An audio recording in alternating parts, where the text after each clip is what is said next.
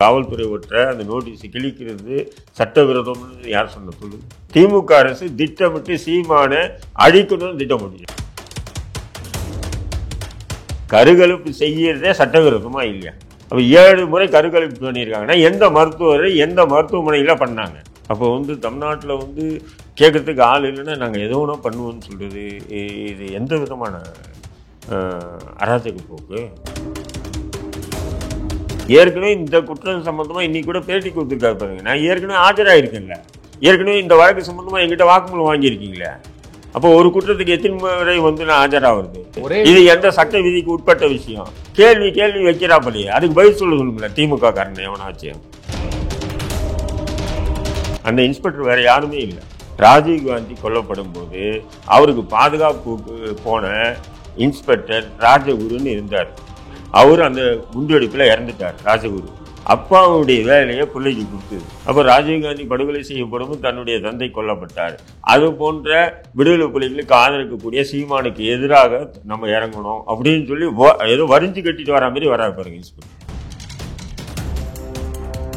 இப்படி ஒரு அரசியல் கட்சி தலைவரை இப்படி பண்றது அராஜகத்தின் உச்சம். அடிவாளத்தில் இருந்து தலைப்புச் செய்தி, அடுத்தது என்ன நடக்கும், அடுத்தது யார் வெளியே வருவா, உங்க கட்சியில இல்லாத முக்கியஸ்தர்களா அந்த கட்சியில இருந்து விலகணும்னு கூப்பிட்டு உங்க கட்சியில முக்கியத்துவ போஸ்டிங் கொடுக்குறீங்க.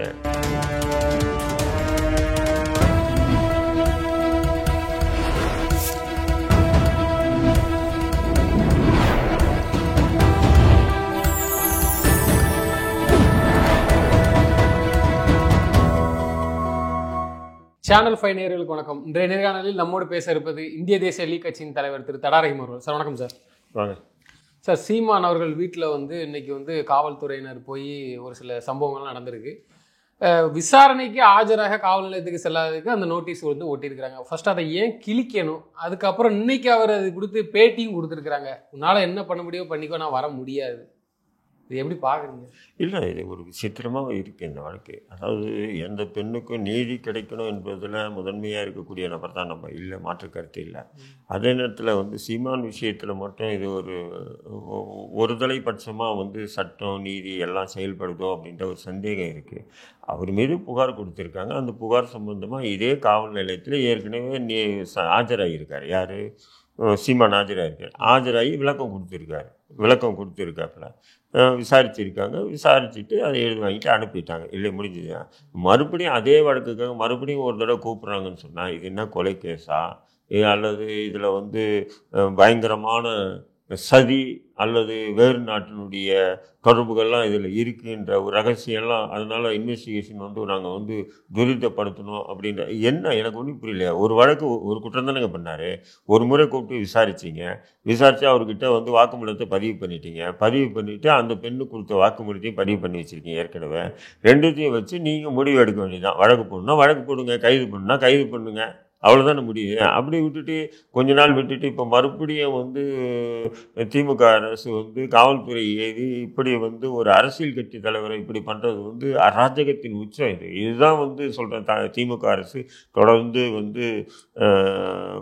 அரச பயங்கரவாதத்தை தனி மனிதர்கள் மீதியே வருது. இது காரணம் என்னென்னா பொண்ணை கற்பிச்சவங்கெல்லாம் நீ கைது பண்ணி எல்லாரையும் சிறைத்தில் தூக்கி போட்டிருக்கேன். லட்சக்கணக்கான வழக்கு போல வழக்குகள் இதே தமிழ்நாடு, இதே சென்னையிலே இருக்குது. அதுக்கெல்லாம் நீதி வழங்கிட்டாங்களா திமுக அரசு? எத்தனை வழக்குகள்? அப்போ இது அரசியல் காழ்ப்புணர்ச்சியோடு நடந்துக்கக்கூடிய இந்த செயல்களை வன்மையாக கண்டிக்கணும். நான் சொல்கிறேன், நம்பர் 1 தவறு. நீங்கள் சம்மன் போய் கூடி வைக்கிறீங்க, எங்கே ஓட்டுறீங்க. ஓட்டின உடனே நீங்கள் ஒரு ஃபோட்டோவோ வீடியோ எடுத்துகிட்டு வந்துடுறீங்க. அதுக்கப்புறம் என் வீட்டு என் சவுறு நான் கிழிப்பேன், இல்லை அது அப்படியே கிழிக்கக்கூடாதுன்றது எந்த சட்ட விதிக்கு எதிராக? கிழிச்சது அதுவும் காவல்துறை ஒற்ற அந்த நோட்டீஸ் கிழிக்கிறது சட்டவிரோதம்னு யார் சொன்ன சொல்லுங்க? ஒரு அரசாங்கம் அது ஒட்டுதுன்னா அதை கிழிக்குது. அதுதான் நீங்கள் ஒட்டிட்டீங்க, நாங்கள் ஒட்டிட்டோம் அப்படின்னு சொல்லி நீங்கள் வீடியோவோ ஃபோட்டோ எடுத்துட்டீங்க, போயிட்டீங்க, முடிஞ்சிச்சு. முடிஞ்சது. எங்க வேலை? நான் அதை வச்சு ஃப்ரேம் போட்டு டியூப் லைட் எல்லாம் போட்டு வரவும் போறெல்லாம் பார்த்துட்டு போறதுக்கு அப்படி அதை நேச்சுரல் தானேங்க. இப்போ ஒரு குண்டர் சட்டை ஒருத்தன் மீது போடும்போது அவனை சிறையில் தள்ளிடுறாங்க. அவங்க குடும்பத்தாருக்கு ஒரு மெமோ அனுப்புவாங்க. அது வாங்கிக்குவாங்க. பெரும்பாலும் வாங்குன்றதுக்காக அவங்க வீட்டில் ஒட்டிட்டு போவாங்க. அடுத்த நிமிஷமே கிழிச்சிடுவாங்க. இது எல்லா இடத்துலையும் நடக்கிறது தானே. ஏதோ கிழிச்சது வந்து ஏதோ மிகப்பெரிய ஒரு இமாலய தவறு பண்ணிட்டாரு, இது சட்ட விதிகளுக்கும் இது வந்து ராஜதுரோகமே பண்ணிட்டா மாதிரி வந்து ஒரு ஏன் பிம்பிளிக்கா விளையாட்டு விளையாடுறீங்க? எனக்கு ஒன்றுமே புரியலையே. காவல்துறை தன் கடமையை செய்யும். அதுதான் காவல்துறை, நீங்கள் கடமையை செய்யுங்க சார். கடமைக்கு மீறி செஞ்சீங்கன்னா தான் இப்போ கேள்வி. நீங்கள் அந்த பெண்ணு கொடுத்த குற்றச்சாட்டின் அடிப்படையில் அவரை கூப்பிடுறீங்க, விசாரிக்க முடிஞ்சிச்சு.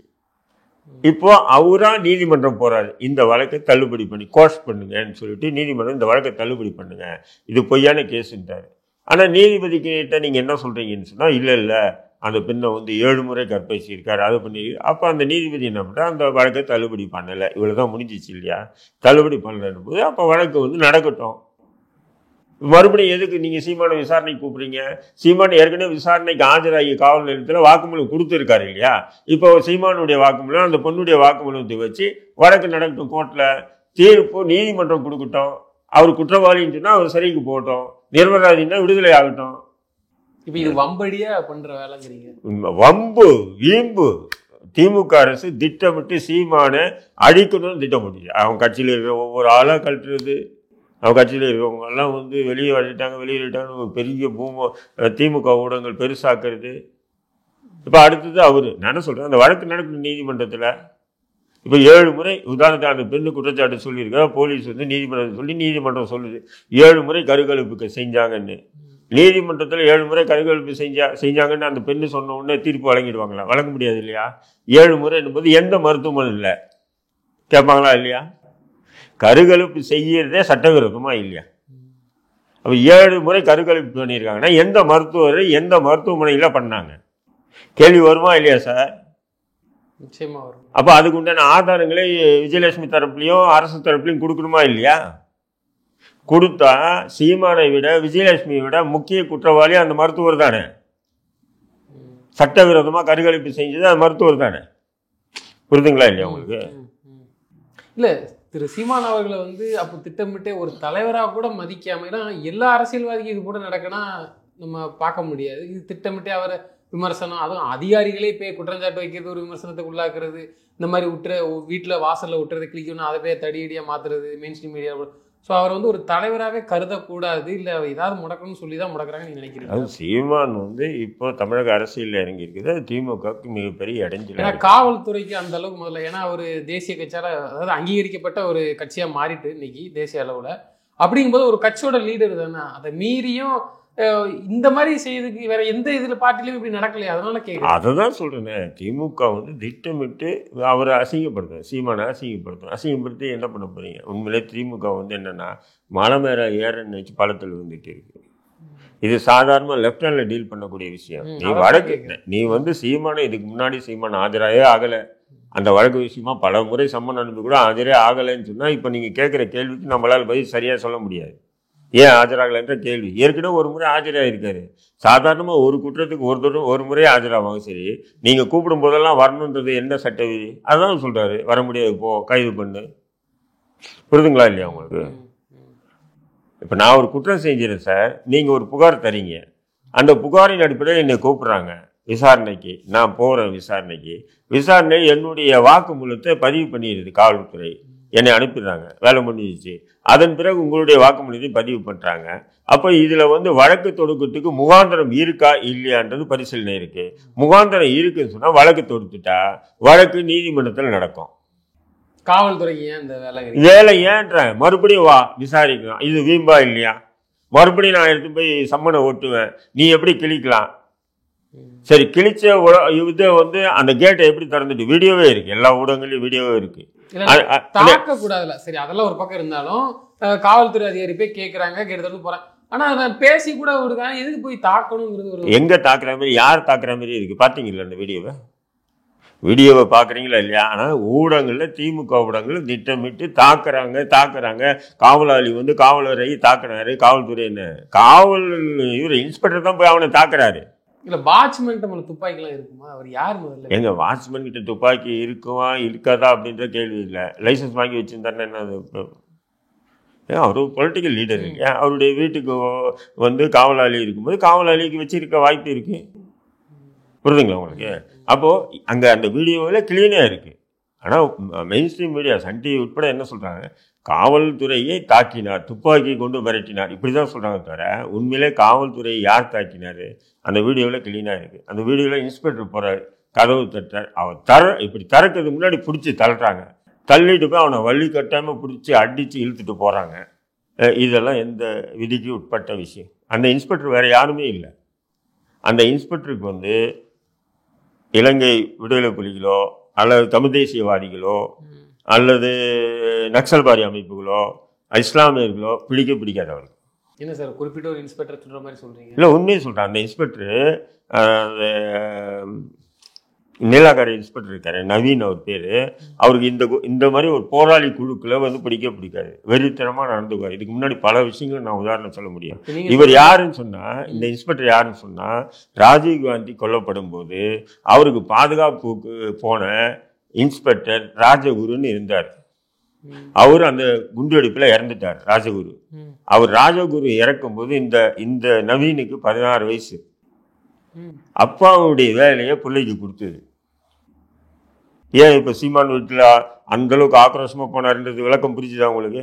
புரியுதானா? அந்த அளவுக்கு நீங்க மேட்ச் பண்றீங்களே. இல்லை, மேட்ச் பண்றீங்களா? நீங்க கேட்டு பாருங்க சார், நான் போய் சொல்றேன். அதிகாரி நம்ம 1000 குற்றச்சாட்டு வைக்கலாம், ஆனால் அதை தாண்டி இந்த மாதிரி ஒரு பின்ன இன்னைக்கு நடந்துகிட்டது அவர் எப்படி நடந்துக்கிறாரு, நீங்க பாருங்க.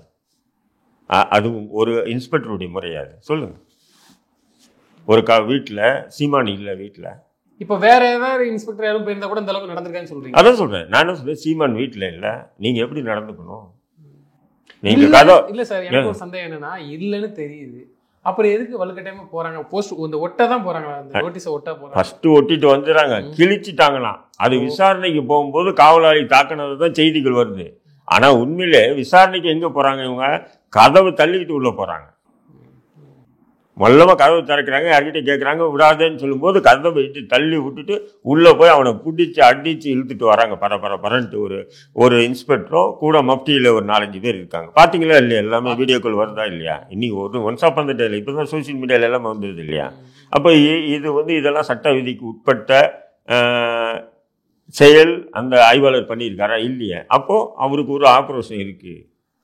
அப்போ ராஜீவ்காந்தி படுகொலை செய்யப்படும் தன்னுடைய தந்தை கொல்லப்பட்டார், அது போன்ற விடுதலை புலிகளுக்கு ஆதரிக்கக்கூடிய சீமானுக்கு எதிராக நம்ம இறங்கணும் அப்படின்னு சொல்லி ஏதோ வரிஞ்சு கட்டிட்டு வர மாதிரி வராது பாருங்க இன்ஸ்பெக்டர். நீங்கள் இந்த அளவு குற்றச்சாட்டு வைக்கிறீங்க. இல்லை, குற்றச்சாட்டு இல்லை, யதார்த்தத்தை நான் பேசுகிறேன் தம்பி. ஏன்னு சொன்னால் சம்மனு எனக்கு வர சம்மன், நீங்கள் ஓட்டிட்டீங்க, ஃபோட்டோ எடுத்துட்டீங்க, இல்லை வீடியோ எடுத்துகிட்டு போயிட்டீங்க. நான் அதுக்கப்புறம் கிழிச்சு போட்டேன். உங்களுக்கு ஏன் கிழிச்சதுக்காக வாட்ச்மேனை அடித்து இழுத்துட்டு துவைச்சி இழுத்துட்டு போகிறதும், ஊடகங்களில் போலீஸை தாக்க வந்தார் சீமான் வீட்டுக்கு உள்ள, அப்படி போலீஸை யார் தாக்கும்? அந்த வீடியோவில் பார்த்தீங்கன்னா போலீஸை தாக்குறாரா? இவங்க பிடிச்சி தள்ளுறாங்க, அவர் கொஞ்சம் நங்குறாரு, அதாவது வராதிங்க சார் ஏதோ சொல்கிறாப்புல, இருந்தாலும் பிடிச்சி தள்ளி போய் இழுத்து அவனை தரன்னு இழுத்துட்டு போகிறாங்க.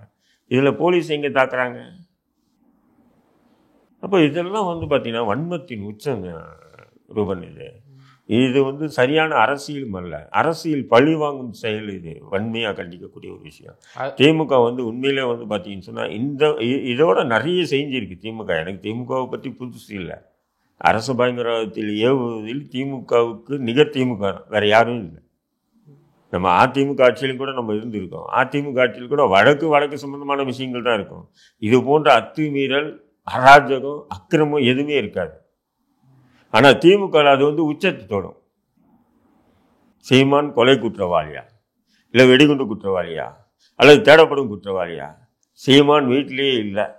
சீமான் இருக்கிற இடம் எங்கே இருக்குன்னு உங்களுக்கு தெரியும். இன்டெலிஜென்ஸ் உங்களுக்கு சொல்லியிருப்பாங்க, உளவுத்துறை சொல்லியிருப்பாங்களா, சேலத்தில் இருக்கா, தஞ்சாவூரில் இருக்கார், கோயம்புத்தூரில் இருக்கான்னு சொல்லுவாங்க இல்லையா? அப்போ நீங்கள் அவர்கிட்ட போய் சம்மனை ரிசீவ் பண்ணுங்க. நேற்று கூட எனக்கு என்ஐஏ வந்தாங்க. நேற்று ஈவினிங் என்ஐஏ அதிகாரி என்ன ஒரு சம்மனை இஷ்யூ பண்ணாங்க. நேரில் ஆஜராக சொன்னாங்க. நான் சம்மனை ரிசீவ் பண்ணேன். என்னையை பார்த்து தானே கொடுத்தாங்க. அவன் என் வீட்லேயோ இல்லை என் ஆஃபீஸ்லேயோ எங்கேயோ போட்டு போயில்லையே, என்னை பார்த்து இதுமாரி சம்மன் கொடுத்தாங்க. இது சம்மந்தமாக விசாரிக்கணும், வரேன் சார். நீங்கள் நான் காலையில் போய்ட்டு ஒரு 2 ஹவர் விசாரிச்சு அனுப்பி விட்டாங்க. இதான் முறை. புரியுதுங்களா? ஒரு சம்மன் சர்வ் பண்ணுறதுக்கு சம்மந்தப்பட்டவர் இல்லை, தலைமறைவு ஆகிட்டாரு. புரியுதுங்களா உங்களுக்கு? அப்போ அவர் வீட்டில் ஒட்டி வைக்கலாம். அவர் பொலிட்டிக்கல் பர்சன் அவர். நீங்கள் எப்படி அவரை வந்து இப்படி வந்து இன்டீசெண்டாக பிஹேவ் பண்ணீங்க? அப்போ வந்து தமிழ்நாட்டில் வந்து கேட்குறதுக்கு ஆள் இல்லைன்னா நாங்கள் எதோ ஒன்றா பண்ணுவோன்னு சொல்கிறது இது எந்த விதமான அராஜக போக்கு ரூபன்? அவராக தான் நீதிமன்றத்துக்கு போய் அந்த வழக்கை ரத்து பண்ண சொல்லி போட்டது. ரத்து பண்ண முடியாது நீதிபதி சொல்லிட்டான், வேலை முடிஞ்சிச்சு. இப்போ வழக்கு நடக்கட்டும். அவர் மீது அந்த அம்மாவுக்கு எனக்கு கல்யாணம் பண்ணாருன்னு வாயில் சொன்ன போதாது, நீதிமன்றத்தில் ஆதாரங்களை சமர்ப்பிக்கணும், சாட்சிகளை நிரூபிக்கணுமா இல்லையா? 7 முறை கருக்கலைப்பு செஞ்சார். கருக்கலைப்பு செஞ்சாருன்றது மட்டும் முக்கியம் இல்லை, கருக்கலைப்பு செஞ்சாரா அப்படின்னு சொன்னால் அதுக்கு ஆதாரம், சாட்சிகள் எல்லாம் கொண்டு வரணும். எங்கிட்ட இவ்வளோ தொகையை வாங்கி பணம் எடுக்கிறேன்னு சொல்லி வாங்கி ஏமாற்றிட்டார், நகைலாம் வாங்கி ஏமாற்றிட்டாரு சொல்கிறது பெருசு இல்லை, ஆதாரங்களையும் சாட்சிகளையும் எடுத்து வந்து நிரூபிக்கணும். யார்? அந்த சம்மந்தப்பட்ட பெண் நிரூபிக்கணுமா இல்லையா? அதன் பிறகு தீர்ப்பு நீதிபதி சீமான் குற்றவாளியா நிரபராதியா இருக்கா இல்லைங்களா? அப்போ அதுக்கு முன்னாடி காவல்துறை உள்ளே பூந்து விளையாடுறீங்கன்னு சொன்னால் இப்போ இதில் தானே சந்தேகம் வருது எனக்கு. இல்லை, இது கோர்ட் வந்து ஆர்டர் கொடுக்கல, நீங்கள் ஆஜராகணும்னு சொல்லிட்டு காவல் விசாரணைக்கு தானே வரல. அதுதான் நான் சொல்கிறேன், விசாரணைக்கு ஆஜராக சொல்கிறாங்க. அவர் அரசியல்வாதியாக இருக்கார், அதனால இன்னைக்கு ஆகலாம், நாளைக்கு மறுநாள் ஆகலாம். அதான் சொன்னேன், நேற்று சம்மன் எனக்கு கொடுக்கும்போது அந்த அதிகாரி சொல்கிறாங்க நான் இன்னைக்கு வர சொன்னாங்க. நான் சொன்னேன் இன்னைக்கு வர முடியாது சார், எனக்கு வேலை இருக்குது அப்படின்னா. இப்போ நீங்கள் எப்போ ஃப்ரீயாக இருக்கீங்களா வாங்க. பல முறை ஒட்டிட்டு போயிருக்கிறாங்க, அதான குற்றச்சாட்டாக இருக்குது. யாருக்குன்னே ஆஜராக சொன்னால் ஆஜராகலை. அப்போ எத்தனை நாள் தான் நம்மளும் அதுதான் சொல்கிறேன் தம்பி ரூபன். ஏற்கனவே இந்த குற்றம் சம்மந்தமாக இன்னைக்கு கூட பேட்டி கொடுத்துருக்காரு பாருங்க. நான் ஏற்கனவே ஆஜராகிருக்கேன்ல, ஏற்கனவே இந்த வழக்கு சம்மந்தமாக எங்கிட்ட வாக்குமூலம் வாங்கியிருக்கீங்களே. அப்போ ஒரு குற்றத்துக்கு எத்தனை முறை வந்து நான் ஆஜராகிறது, எத்தனை முறை நான் வாக்குமூலம் கொடுக்குறது? இது எந்த சட்ட விதிக்கு உட்பட்ட விஷயம்? கேள்வி வைக்கிறாப்பலையே, அதுக்கு பதில் சொல்லுங்களேன். திமுக காரன் எவனாச்சும் புது வழக்காக இருந்தால் மறுபடியும் போய் ஒரு சொல்லலாம், புரியுதுங்களா உங்களுக்கு? அப்போ ஏற்கனவே ஆஜர்படுத்தி எல்லாரும் கொடுத்துருக்காங்க, திரும்பவும் வந்து இந்த மாதிரி நீ மறுபடியும் ஆஜராகணும்னு விசாரிக்கணும்னு சொல்லி தான் அதை தான் சொல்கிறேன் நான். ஒரே விஷயத்தை திரும்ப கூப்பிட்டு ஆஜராக சொன்னால் அது கோபம் வருமா வராதா? அந்த கோவத்தெல்லாம் திரு சீமான் அவர்கள் நான் அதெல்லாம் உன்னால முடிஞ்சதை பண்ணிக்க, அவ்வளோதான். நீ அரெஸ்ட் பண்ணு. வழக்கு நீங்கள் நீதிமன்றத்தில் நடத்தணுங்க. காவல்துறை நீதிமன்றம்னா விரைவுபடுத்துங்க. உங்களுக்கு தெரிஞ்ச நீதிபதி, திமுககார நீதிபதியாக உட்கார வைங்க. அவருக்கு ஆயுள் தண்டனை வாங்கி கொடுங்க, இல்லை 10 ஆண்டு கடுங்காவல் தண்டனை வாங்கி கொடுங்க. எத்தனை பேர் காதலித்து விட்டு போயிடறான், எத்தனை பேர் கல்யாணம் பண்ணி 4-5 குழந்தை பெற்று விட்டு போயிடறான். நடக்குதா இல்லையா? உச்ச நீதிமன்றமும் சொல்லுது திருமணம் கடந்த உறவு சட்டவிரோதமா இல்லைன்னு சொல்லுதா இல்லையா? அப்படி திருமணம் கடந்த உறவுல வாழ்ந்துட்டோன்னு சொல்றாங்க. நீ சட்டமும் என்ன சொல்லியிருக்க? திருமணம் பண்ணுவதாக கூறி என்னை ஏமாற்றி கருக்கலைப்பு செஞ்சார். சரி, ஒரு தடவை ஏமாத்தினா சரி, 2 தடவை ஏமாத்தினா சரி, 7 முறை ஏமாறதுக்கு நீ ஏமா பயந்து? இப்போ மட்டும் எப்படி தைரியம் வந்து உனக்கு வழக்கு கேட்பாங்களா இல்லையா? இதெல்லாம் நான் கேட்க வேண்டியதில்லை.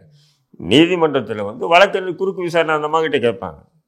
இல்லை, அவங்க தான் கேஸை வாபஸ் பண்ண போறான்னு ஒரு டக்குனு கோர்ட்டு வந்து இப்போ வந்து தமிழக அரசு தான் சொல்றேன், அந்த அம்மாவை வாபஸ் வாங்கினா நாங்கள் வாங்க மாட்டோம்.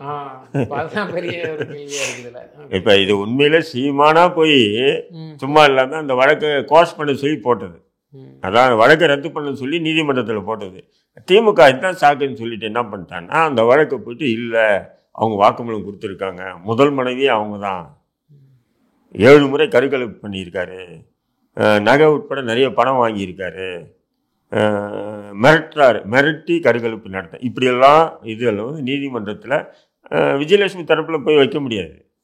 விஜயலட்சுமி தரப்பில் புகார் கொடுத்தது, அதுவும் 10 வருஷத்துக்கு முன்னாடி கொடுத்த புகார். அது இல்லை, அது வெளிப்படையாகவே தெரிஞ்ச ஒன்றா தான் இருக்குது. ஏன்னா பார்க்குற எல்லாருக்குமே தெரியுது இல்லை, திமுக தான் பண்ணுறதுங்கிற மாதிரி ஒரு இதுக்கு வருது.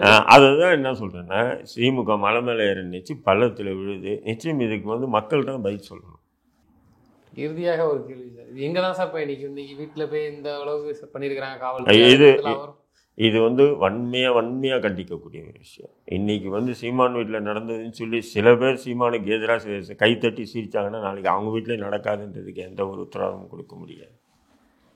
இன்றைக்கி அரசியல் ரீதியான பழிவாங்கும் நடவடிக்கைகளை இது போன்ற கீழ்த்தரமான செயலை திமுகவுக்கு என்கரேஜ் பண்ணக்கூடிய, அதாவது ஒத்துழைப்பு ஆதரவு கொடுக்கக்கூடிய அத்தனை அரசியல் கட்சி தலைவர்களுக்கும் நிச்சயம் இது வந்து இதேமாதிரி நடக்காது என்பதுக்கு சொல்லவும் முடியாது, நிறைய நடக்கும். அதனால் இந்த அரச பயங்கரவாதத்தை தடுக்க வேண்டிய, கண்டிக்க வேண்டிய பொறுப்பு ஒவ்வொரு தமிழ்நாட்டில் உள்ள ஒவ்வொரு மக்களுக்கும் உண்டு. பல பேர் ஆனால் என்ன சொல்கிறாங்கன்னா, நாம் தமிழர் கட்சியை வந்து நாங்கள் ஒரு பொருட்டாகவே நினைக்கல அப்படின்னு. பொருட்டாக மதிக்காதவனா ஏன்பா அந்த கட்சியிலேருந்து மாவட்ட செயலாளர்னு சொல்லி விலகினாவே நீ தூக்கி வச்சு இடுப்பில் வச்சு கொண்டாடுறீங்க? பொருட்டாவே மதிக்காதவங்க ஏன் தலைப்பு செய்தியாக போடுறீங்க? அறிவாலயத்தில் விருந்து கட்சியிலேருந்து வந்தவங்க. அறிவாலயத்தில் விருந்து, தலைப்பு செய்தி, அடுத்தது என்ன நடக்கும், அடுத்தது யார் வெளியே வருவா, உங்கள் கட்சியில் இல்லாத முக்கியஸ்தர்களாக அந்த கட்சியிலேருந்து விலகணும்னு கூப்பிட்டு வந்து உங்கள் கட்சியில் முக்கியத்துவ போஸ்டிங் கொடுக்குறீங்க. இல்லை, ஒரு கட்சியை அங்கீகரித்ததுக்கு அப்புறம் அந்த மாதிரியான ஒரு பயம் வருது. சீமானுடைய பேச்சுக்கள் திமுகவுக்கு மிகப்பெரிய பின்னடைவை ஏற்படுத்துது. அதனால் சீமானை தன்னை அடக்கி தங்களுடைய கட்டுப்பாட்டில் கொண்டு வரணுன்றதுக்காக நடத்தக்கூடிய நாடகங்கள் தான் இதெல்லாம். இது வந்து உண்மையிலே விஜயலட்சுமி மீது இறக்கப்பட்டோ அல்லது விஜயலட்சுமிக்காக நீதி கேட்டோ திமுக இப்படி கீழ்த்தரமான வேலையை செய்யலை. போலீஸ் செய்விட்டு திமுக வந்து நேரடியாக மிரட்டி தங்களுடைய கட்டுப்பாட்டில் கொண்டு வரணும். அதுக்குண்டான வேலைகளை செய்யுது. இதுக்கு சீமான் மசிவாருன்னா மசிய வாய்ப்பே இல்லை. இதுதான் என்னுடைய கருத்து. தொடர்ந்து தங்களது கருத்துக்களை பயன்படுத்தி நன்றி சார்.